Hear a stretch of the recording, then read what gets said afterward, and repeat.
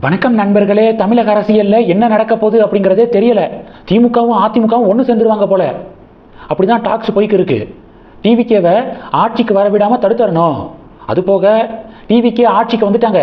டிவிகேவை மையமாக வச்சு தான் இனி அரசியல் செயல்படும். இன்னொரு பக்கம் அண்ணாமலை பார்த்தீங்கன்னா டிவிகே கூட்டணியில் காங்கிரஸ் இருக்கிறதுனால போட்டி காங்கிரஸுக்கா பிஜேபிக்கா அப்படின்னு களத்தை அண்ணாமலை செட் பண்ணிடுவார். இப்படியே போணுச்சுன்னா 2 திராவிட கட்சிகளும் அழியும் அப்படின்னு பொலிட்டிக்கல் கமெண்டேட்டர்ஸ் ஃபீட்பேக் கொடுக்குறாங்க. ஸோ இதிலிருந்து தங்களை பாதுகாத்துக் கொள்வதற்காக, அழிஞ்சிடக்கூடாது அப்படிங்கிறதுக்காக இப்போ திராவிட கட்சிகள் காம்ப்ரமைஸுக்கு போகிற மாதிரி தெரியுது. அப்படிதான் 1 by 1 நியூஸ் இருக்கு. நான் நேற்று போட்ட வீடியோவில் சொல்லியிருந்தேன், இப்போ திமுகவும் அதிமுகவும் ஒன்று சேரலைனாலும் அடுத்த 5 வருஷத்துக்குள்ள தங்களை காப்பாற்றிக் கொள்ள, அழிவுலேருந்து தங்களை தடுப்பதற்காக ஒன்று சேர்ந்துருவாங்க. ஒன்று சேர்ந்தாலும் மக்கள் மத்தியில் அது எடுபடுமாங்கிறது கேள்விக்குறிதான் அப்படின்னு நேற்று போட்ட வீடியோவில் சொல்லியிருந்தேன்னா, இப்போ அதனுடைய தொடர்ச்சியை பார்க்கலாம். தினமலர் தலைப்பு செய்தி என்ன தெரியுமா வெளியிட்டிருக்காங்க? முதல் பாதி ஏடிஎம்கே, வெளியிலிருந்து திமுக ஏடிஎம்கே உடைய 2.5 வருட ஆட்சிக்கு சப்போர்ட் பண்ண முடிவு. 2.5 வருஷம் ஏடிஎம்கே ஆட்சிக்கு பிறகு டிஎம்கே ஆட்சி. முதல் பாதி இபிஎஸ் முதல்வரா, 2வது பாதி உதயநிதி முதல்வர். இப்படி ஒரு டாக் போய்க்கு இருக்கான், கான்வர்சேஷன் போய்க்கு இருக்கிற மாதிரி தினமலர் தலைப்பு செய்தி வெளியிட்டிருக்காங்க. அதை உறுதிப்படுத்தக்கூடிய வகையில் நேற்று டிஎம்கே எம்எல்ஏக்கள் கூட்டம் நடந்துச்சா, அதில் ஸ்டாலின் என்ன பேசியிருக்காரு தெரியுமா? சிறப்பான எதிர்க்கட்சியாக செயல்பட வேண்டும் என்பது எங்களுடைய விருப்பம், நம்மளுடைய விருப்பம். ஆனால் கட்சியின் நலன் கருதி சில முடிவுகளை எடுக்க வேண்டியுள்ளது. மூத்த நிர்வாகிகளோடு கலந்து ஆலோசித்து சில முடிவுகளை எடுக்க நேரிடலாம். என்ன முடிவு எடுத்தாலும் அதற்கு சட்டமன்ற உறுப்பினர்கள் கட்டுப்பட வேண்டும் அப்படின்னு ஸ்டாலின் எம்எல்ஏ கூட்டத்தில் பேசியிருக்காரு.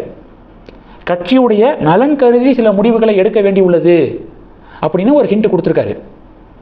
இன்னொரு பக்கம் புதுச்சேரியில் ஒரு ரெசார்ட்டில் ஏடிஎம்கே எம்எல்ஏக்கள் தங்க வைக்கப்பட்டிருக்காங்களே, அவங்கள இபிஎஸ் நேற்று நேரடியாக போய் பார்த்து ஆதரவு கடிதம் வாங்கியிருக்காரு. அப்போது அதிமுக எம்எல்ஏக்கள்கிட்ட என்ன தெரியுமா பேசியிருக்காரு? கூடிய விரைவாக ஒரு சந்தோஷமான செய்தி நமக்கு வரப்போகுது, எல்லாம் நம்பிக்கையோடு காத்திருங்க அப்படின்னு சொல்லி அதிமுக சட்டமன்ற உறுப்பினர்கள்ட்ட இபிஎஸ் பேசியிருக்காரு. செம்மலை இருக்காருல்ல, அதிமுக முக்கிய நிர்வாகி செம்மலை, அவர் சொல்றாரு எடப்பாடி பழனிசாமி கிங் மேக்கர் கிடையாது, கிங்கு அப்படின்னு சொல்லிட்டு அவர் ஒரு பேட்டி கொடுத்துருக்காரு. இந்த டாட்ஸ் எல்லாத்தையும் கனெக்ட் பண்ணி பார்க்கும்போது தமிழக மீடியாக்களில் வரக்கூடிய செய்தி உண்மையாக போதோ அப்படின்னு தோணுது. டிவிகேவை ஆட்சிக்கு வரவிடாமல் தடுக்க டிஎம்கே ஏடிஎம்கே கூட்டணி வைக்க போகிறாங்களோ அப்படிங்கிறது ஒரு சந்தேகம் உறுதியாகுது. பொறுத்திருந்து பார்க்கலாம். ஆனால் ஏடிஎம்கே தங்களுடைய கேம்பெயினில் டிவிகேவை பற்றி அவங்க பேசவே இல்லை. டிஎம்கே உடைய ஆட்சியில் நடந்த மோசமான நிகழ்வுகளை சுட்டிக்காட்டி தான் ஏடிஎம்கே கேம்பெயின் பண்ணாங்க. டிஎம்கே டிவிகேவை ஒரு பொருட்டா கூட மதிக்கலை.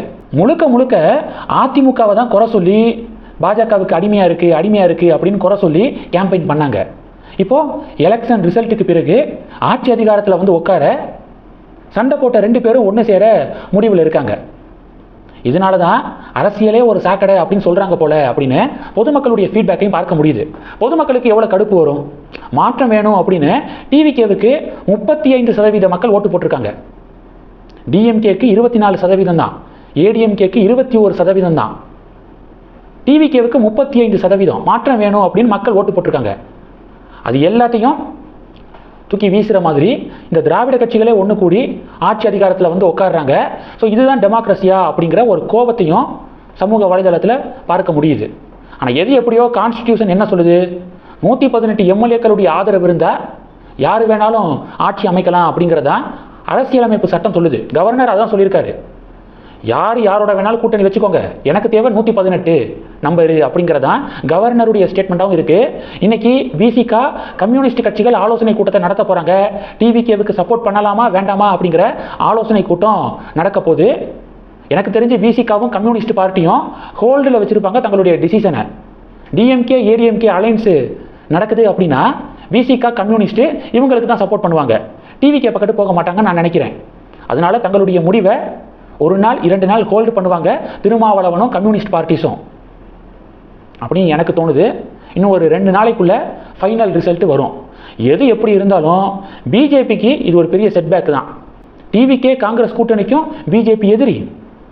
டிஎம்கே ஏடிஎம்கே கூட்டணி அமையுது அப்படின்னாலும் பிஜேபியை எதிர்த்து தான் பாலிடிக்ஸ் பண்ணுவாங்க. ஸோ எப்படி பார்த்தாலும் இது பிஜேபிக்கு என்ன முடிவு வந்தாலும் அது செட்பேக்காக தான் இருக்கும். இதெல்லாம் பாஜகவுக்கு டெஃபினட்டாக ஒரு பாடங்க. அண்ணாமலை படித்து சொல்லியும் கேட்காம அதிமுகவோட கூட்டணி வச்சு வெறும் 27 தொகுதிகளில் போட்டிட்டு, அதுவும் டஃப்பான சீட்ஸு, ஒரே ஒரு தொகுதியை மட்டும் ஜெயிச்சு ஓட்ஸாரு 12%லேருந்து 3%க்கு கீழே ட்ராப் ஆகி எவ்வளவு செட்பேக்கு பிஜேபிக்கு. அதனால் இனிமேலாவது பாஜக மேலிடம் ஒரு ஸ்ட்ராங்கான டிசிஷன் எடுக்கணும். அண்ணாமலையுடைய பேச்சை கேட்கணும். நயினார், வானதி, தமிழிசை, முருகன் இவங்களுடைய பேச்சை எக்காரணம் கொண்டும் கேட்கக்கூடாது அப்படிங்கிற ஒரு புத்தி இனிமேலாவது பாஜக மேலிடத்துக்கு வரும் அப்படின்னு பாஜக தொண்டர்கள் கருத்து தெரிவிக்கிறாங்க. கேரளா பிஜேபியை பாருங்க, கம்யூனிஸ்ட், காங்கிரஸ் இவங்களுக்கு இடையே தான் ஒரு டஃப் ஃபைட்டு கேரளாவில். இருந்தாலும் பிஜேபி 3வது பெரிய சக்தியாக தன்னுடைய தனித்துவமான பாதையில் அவங்க நடைபோட்டு போய்க்கு இருக்காங்க. 3 தொகுதிகளை ஜெயிச்சிருக்காங்க. 21 தொகுதிகளில் 20% மேலே ஓட் ஷேர் வாங்கியிருக்காங்க. இந்த தேர்தலில் 10 தொகுதிகளில் 30% மேலே ஓட் ஷேர் வாங்கியிருக்காங்க. கேரள பிஜேபியுடைய குரோத்து கண்கூட தெரியுது. ஆனால் தமிழக பிஜேபி இனிமேலாவது திருந்துவாங்க அப்படின்னு நாங்கள் நம்புகிறோம் அப்படின்னு பிஜேபி தொண்டர்கள் பதிவுகள் போடுறாங்க. இந்த செய்தியை பற்றி உங்களுடைய பார்வைகளை கமெண்ட் பண்ணுங்கள். தொடர்ந்து கனெக்டில் இருங்க. அடுத்தடுத்து நிறையா பதிவுகளை பார்க்க போகிறோம். நன்றி. ஜெய்ஹிந்த்.